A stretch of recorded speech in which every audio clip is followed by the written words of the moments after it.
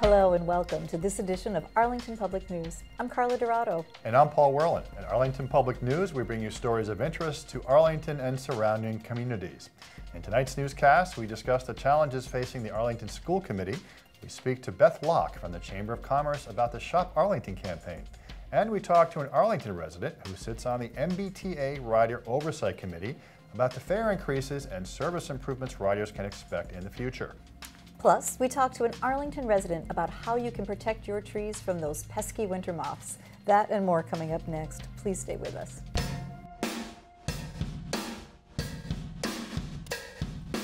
Mass Housing has issued a project eligibility permit to the proposed 40B development on the Mugar land in East Arlington. The permit is the beginning of what is likely to be a contentious process, given the strong opposition voiced by residents, town officials, and Arlington's state legislatures. The development calls for 207 rental apartments and 12 home ownership units near Route 2. Oak Tree, the developer of the project, still must satisfy environmental requirements outlined by Mass Housing, as well as meet with the Arlington Zoning Board of Appeals. APN will have updates as the contested 40B project moves along. School committee members are busy grappling with the projected increase in student enrollment. Most of the town's elementary schools and the middle school will be either at or above capacity within the next few years. The School Facilities Subcommittee and newly formed School Enrollment Task Force are looking at how to make room for the growing population with input from the full school committee. APN's Brenda Mahoney has more. The main focus of the December 10th school committee meeting, the growing number of students and where to put them.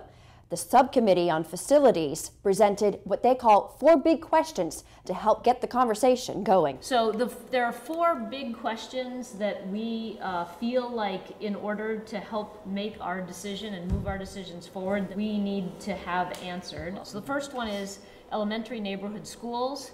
How important are they? What is the definition of a neighborhood? Like, for example, could neighborhood be Hardy and Thompson? Are they a neighborhood together?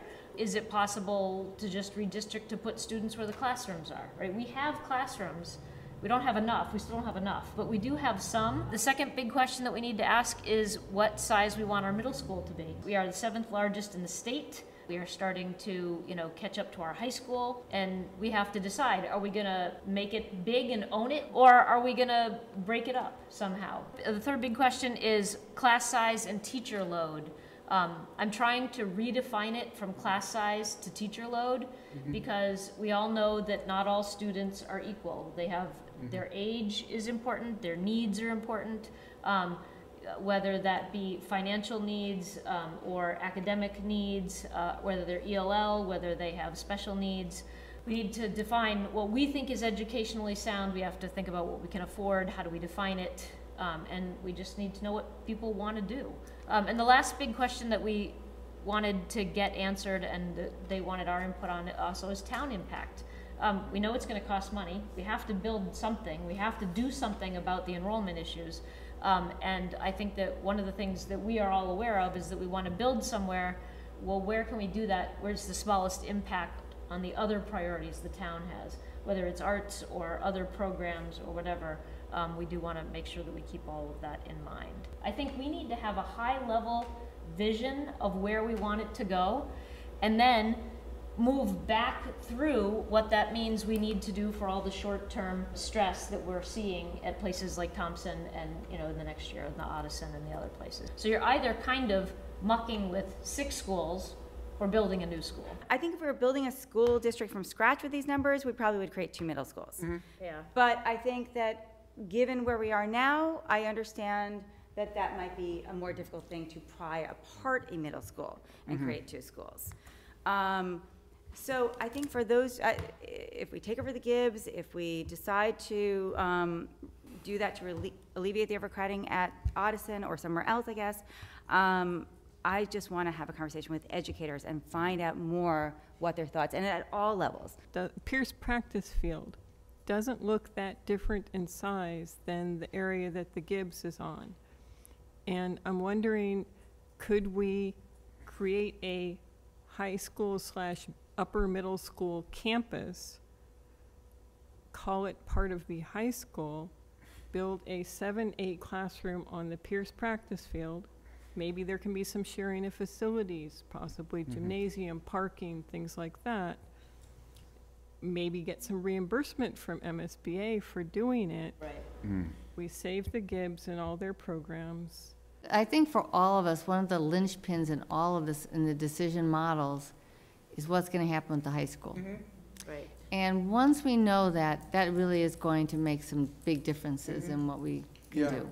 When we were in town hall, I said, you know, what is the viability of just building a new building, you know? And that's frankly where I stand on this. You know, I'd like to see, instead of big apartments and condos going up in Arlington, I'd like to see viable performing arts spaces or viable schools going up, because those are the things that we really need as a town here. I mean, the thing is that everybody went into the Gibbs knowing that it's a school and reserve, and we were renting it below market rates because it was a school and reserve, and there might come a time where we'd need it, and that time is there. I mean, that's a reality. So that, you know, it to me comes back to, what is the town willing to pay for? Are they willing to pay for a premium on a school project in order to keep the services and amenities in the Gibbs, or to provide them a new home somewhere else in the town? I think the town would want to do that. I think it's that kind of town. How we do it, I don't know. You know, the committee hasn't really reached a decision about Right. Gibbs. So I think we need to be clear about that. No, no vote, no decision. Yeah. Right. Right. But you've got a sense of the but- wide sense. But of on the opinion. neighborhood schools, Yeah, We're all in on there was that. a lot of clarity. right, that's clear. And I think it's fairly clear that we all think the middle school is too big in the way it is, and we'd like to see it It's smaller. too large as it is, yeah. There are 2 more school committee meetings before the end of the year. The school committee also hopes to hear from the state on whether or not it'll help fund a rebuild of the high school. That'll help them guide some decisions. And they'll also look to hear from the public for a planned January 7th meeting at Town Hall. In the control room, Brenda Mahoney, Arlington Public News. APN recently spoke with school committee members Paul Schlichtman and Dr. Kirstie Allison Ampe about the increasing student enrollment. They also discussed the status of the regional agreement and a new building with Minuteman Regional High School, as well as upcoming budget challenges. I'm James Milan. Here at Your Arlington Dollar, we are, as you know, interested in following the money in and out in Arlington. And everybody who's thinking about money going out knows that the schools are a big issue of concern in that way for Arlingtonians. We are lucky to have tonight with us in the studio 2 members of the school committee, the current chairman of the committee, Paul Schlichtman, and one of the members, Kirstie Allison Ampe. Thank you guys for coming in tonight to talk to us. Thank you for having us. Great to be here. Among the major issues that we'll be talking about tonight is the anticipated dramatic increase in school enrollment, beginning by talking about the option of the Gibbs building or the Gibbs school. We're not tied to any solution. The Gibbs is certainly a possible solution, but even if we do take back the Gibbs and turn it into a school, it won't solve all our problems. Our enrollment crisis is beyond just opening one building. In 1998, we had 966 children in the building. We now have 1,107, and they're projecting up to 1,500. So all our buildings are exploding, and in fact, the Thompson in 2013, when we opened it, we had 358. The following year was 392. So you plan for some contingency, but this is way beyond any contingency that you can anticipate. The need is critical, and this was the reason why the town decided 25 years ago to put the school in reserve and lease it out the way they did. And it's certainly an amenity for the town. I mean, people really value the Arlington Center for the Arts and the other tenants in that building. In terms of the amenities, the things that make Arlington a wonderful place to live, they're an important part of that. We as a town need to get together and not only make sure that we have the space available for the children in the schools, but we also need to preserve the amenities that make this a special place to be. Just to follow up on the Thompson, I know there's been questions, why wasn't it built larger and stuff? I think it's important to realize that we were required by the MSBA to fill it, when we had to redistrict as part of the receiving money from the MSBA. And part of the conditions on that were that the redistricting would include having to Thompson be full to capacity the day it opened. You know, you're not seeing the same sort of growth in terms of empty rooms or something because we weren't allowed to do that. We had to do everything so that it was full when it started. What do you see as the options for Arlington if the Minuteman rebuild is in fact approved? I mean, it's just going to add to the overall cost in terms of providing facilities. It's unfortunate that they're all lining up at the same time, but our high school need is very, very urgent. If Minuteman was rebuilt at a $144 million cost, Arlington's share would be around $36.6 million. The increase for an average house bill, tax bill, would be $138 for that. If the high school came in at $150 million and had a 50% reimbursement, the increase for an average tax bill would be $283 for the high school. We do have a number of debt services that are on the books now that are going to be coming off by 2024. 87% of the debt service that we have now, this is from rebuilding the Audison way back when and all the other elementary schools, 87% of those debt service will come off. And that means that should lower. That would lower the tax bill, and then yes, it would bump back up with potential debt exclusions for the high school or for Minuteman, but the amount that you're paying won't change as much. Want to thank you both. Really appreciate your taking the time. Excellent. Great. Thank you. For Paul Schlickman and Kiersey Allison Ampey from the Arlington School Committee, I'm James Milan for Arlington Public News and Arlington Community Media. Thanks for joining us. You know, Carla, there's a lot at stake here with the school population increasing. There's some talk about reusing the old Gibbs School, but there's some very important tenants in there right now, including the Arlington Center for the Arts, and there's some talk about where they might go if the Gibbs School is reused. I know it's clearly both not only a financial issue, but a very emotional issue as well for the town. The MBTA is the heart of Boston's urban transportation system. Last year's record-breaking snowfall pushed the MBTA beyond its limits, causing delays and posing numerous schedule challenges for its riders. APN spoke to Arlington resident Lenard Diggins from the MBTA Rider Oversight Committee about the fare increases and service improvements riders can expect in the future. Hello and welcome. The MBTA is in the news and on our minds, as it often is. I am here today with Lenard Diggins, Arlington resident and a member of the MBTA Rider Oversight Committee. Len, thanks for coming in. I'm happy to be here. Never a dull day, week, or month at the MBTA. Let's start talking about the fare increases that MBTA users can expect to be seeing over the coming years. That 5% increase really came out of the 2013 transportation legislation, which everyone was operating under the assumption meant that the fares would increase 5% every 2 years. Before then, we would have irregular, very large fare increases, that would take place every 4 or 5 years, and be in the range of, anywhere from, 20 to 30%. And the reason for that is that, the team was never quite sure when it would be able to do the fare increase, so it was kind of catching up, meaning to years in which fares didn't increase, and then anticipating that it'd be a while before it could do another set of fare increases. And felt that the public, understood the need for fare increases. If you could plan for it, it would be easier, to deal with. And also with lower fare increases, the hope was that, the impact on the people using the T would be less. By that, I mean that there's this thing in economics called elasticity. So when prices go up, usually demand goes down. It's pretty much linear. But when you get to really low levels, it isn't necessarily linear. So you can imagine that if you were paying $1 for a loaf of bread and someone raised the bread prices by a penny, it wouldn't affect you. But if someone raised it by a quarter, it would. So we wanted to keep them really low so that people wouldn't really feel it, and it wouldn't affect the number of people using the T. So a second thing, though, that is much on people's minds as we are enjoying these first balmy weeks of approaching winter, we know we're going to get hit with something over the next number of months. One hopes and assumes it won't be like last year's craziness.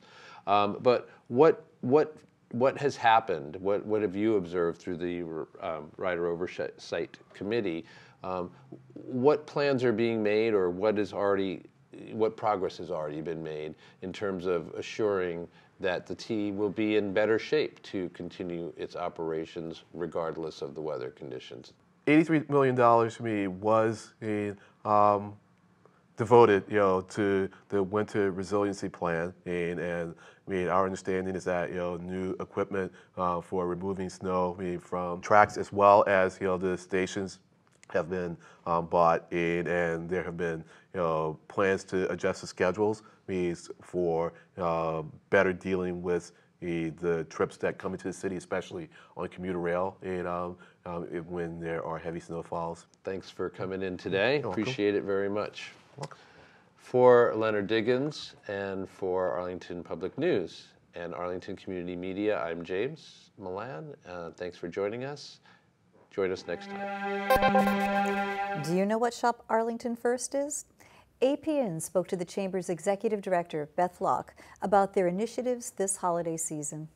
As the holiday season approaches, Arlington's Chamber of Commerce kicks off Arlington's First Lights as a way to support local businesses. I sat down with Beth Locke, the Executive Director, to discuss these programs as well as other initiatives that the Chamber has. Shop Arlington First is a program that was initiated by the Chamber of Commerce back about 10 years ago, and it was an effort to promote the shops and businesses of Arlington. It has been a very successful program, and one that we right now is a major focus for the Chamber. We're putting a lot of marketing efforts behind it, especially at this time of year during First Lights, which is one of our most important shopping times. First Lights is a fun holiday family event that generates a lot of activity and foot traffic in the town. It's great for restaurants and businesses and just general ambiance. Paul Staton, owner of Sports Etc., has been a consistent participant in both programs. We get involved with that. We're a member of the Chamber of Commerce, and the Chamber of Commerce is really the people who initiated the First Lights, I think going back as far as 3 or 4 years ago is when it was started. It was really a way to try to get the people to think of Arlington as a destination shop for shoppers. You don't need to go to the mall, to a large online presence, but there's a lot to offer in the town of Arlington. A lot of great shops. We also had a trick-or-treat night through the Heights in the fall for Halloween.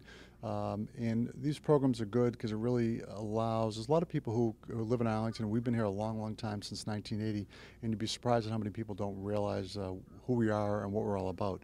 So it's a good way for people to really just be open to the community and what it has to offer. I think it's been a positive just to have an outreaching of people to really to see what we're all about. So I think that's really been the benefit of it. Of the 264 Chamber of Commerce members, approximately 50 businesses participated in Arlington First Lights. The Chamber hopes to continue to promote the businesses of Arlington. What are your goals for these programs? Our goal as an organization, the Chamber, is to promote the business of Arlington, the town itself, as a place to do business, live and work. And so our goal is to do anything that we can to get people out and about and spending their money in the town of Arlington. Thank you, Beth. On behalf of Beth Locke, my name is Stephanie Francis, and this is Arlington Public News. New work-share space is coming to Arlington. It's part of a push for business by Arlington's Department of Planning and Community Development.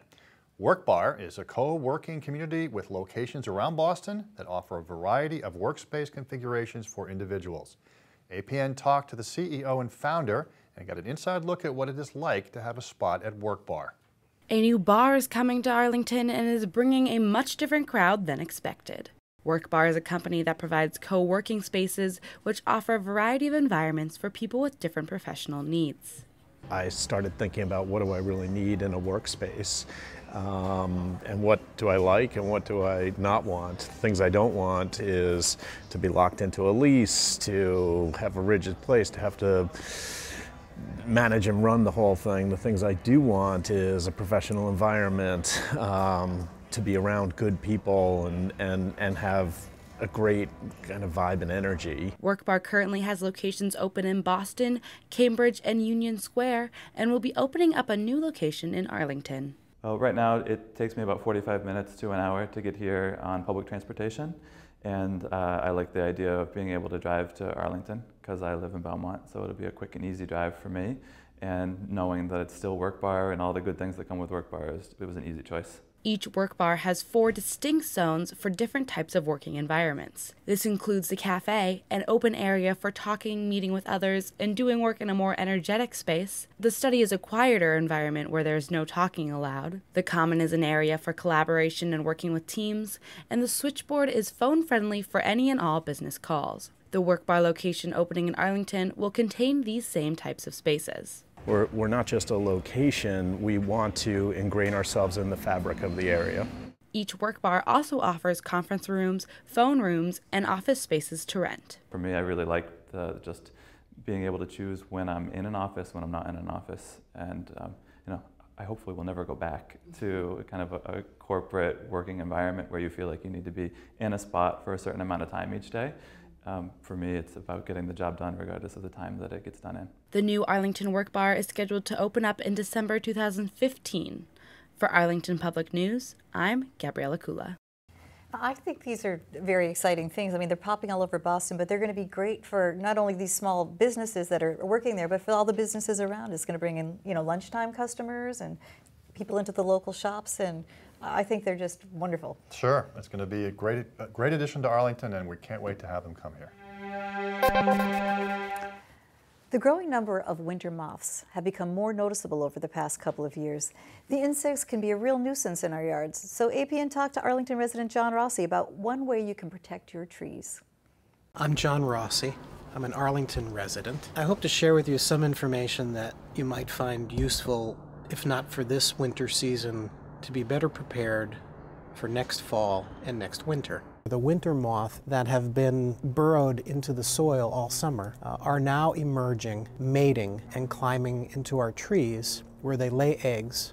These are male winter moths, and their whole mission is to mate so the female can work their way to the tops of the trees, and in the spring you are going to see an onslaught of these tiny little green inchworms.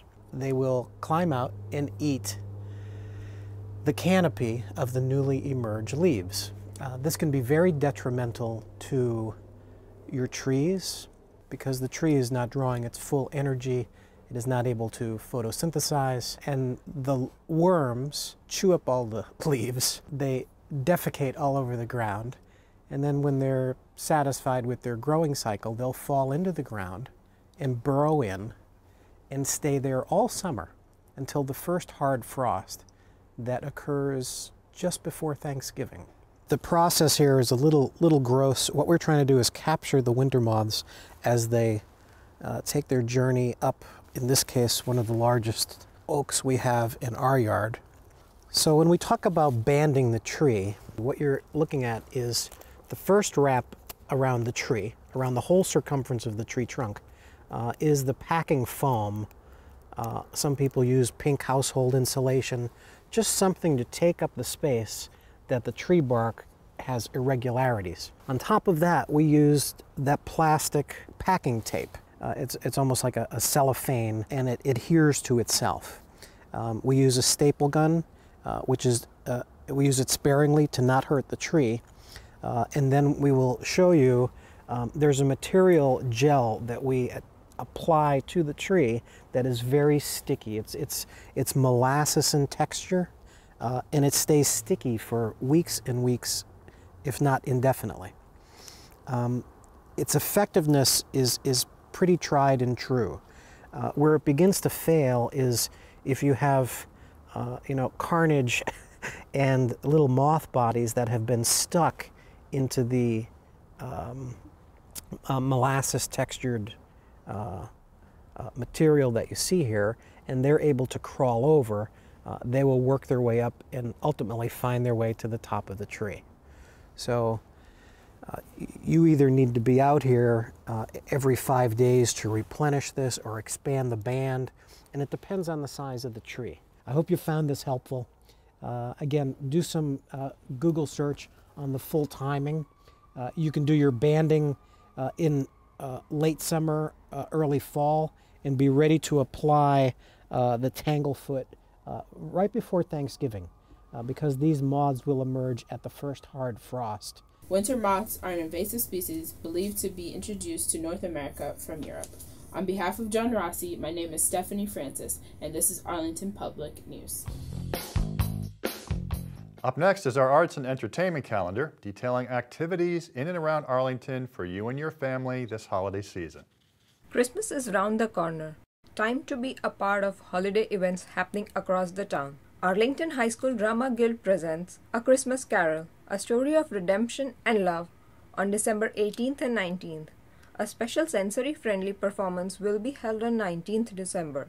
Coming up at the Regent Theatre are a Broadway show, My Mother's Italian, My Father's Jewish, and I'm Home for the Holidays, from December 18th to 20th, and a movie, The Sound of Music, a holiday tradition, from December 25th to December 29th. Make candles, a perfect holiday gift for your family and yourself, at Artbeat Creativity Store and Studio on December 19th. Be a kid for a day, color inside or outside lines. Coloring for adults at Robbins Library on December 26th and December 28th. Have fun with your family and Merry Christmas. And speaking of holiday cheer, APN took a tour of Arlington and captured some of the beautiful holiday decorations and light displays. Make sure you take your own trip around the town to enjoy the festive lights in the community. Joy to the world, the Lord has come. Let earth receive her King. Let every heart prepare Him room. And heaven and nature sing, and heaven and nature sing, and heaven and nature sing. Rules the world with truth and grace, and makes the nations rule. The glories of His righteousness, and wonders of His love, and wonders of His love, and wonders of His love. And speaking of the festive lights, and we had a contest here in Arlington for the best, was it best dress window? And I think Carla knows something about who won the prize. My gallery won first place. Artful Heart Gallery in Arlington Center, Carla Shop, won first place. Yes, but I can't take any credit at all. Laura Morissette, our very own Laura Morissette from Arlington, she made the beautiful gingerbread house that's in the center, and Carmen Dorado designed all the background, and it's lovely, and I'm very proud. You still won first place, that's great. But all the shops looked wonderful, they really did, or still do. We want to say goodbye to three of our interns, Koala Shea, Melissa McKiernan, and Jack St. Ange. We thank you for your contributions, and we wish you the very best in your studies and your career. Thank you for joining us this week to explore local events and issues around Arlington. Check out extended interviews and our latest segments on the web at news.acmi.tv. And don't forget to like us on Facebook and follow us on Twitter at Arlington Public. Carla and I want to leave you with a special holiday song from us to you and yours. We wish you a Merry Christmas. We wish you a Merry Christmas. We wish you a Merry Christmas and a Happy New Year. And we hope your Hanukkah was lovely too. Happy holidays, everybody. Thank you.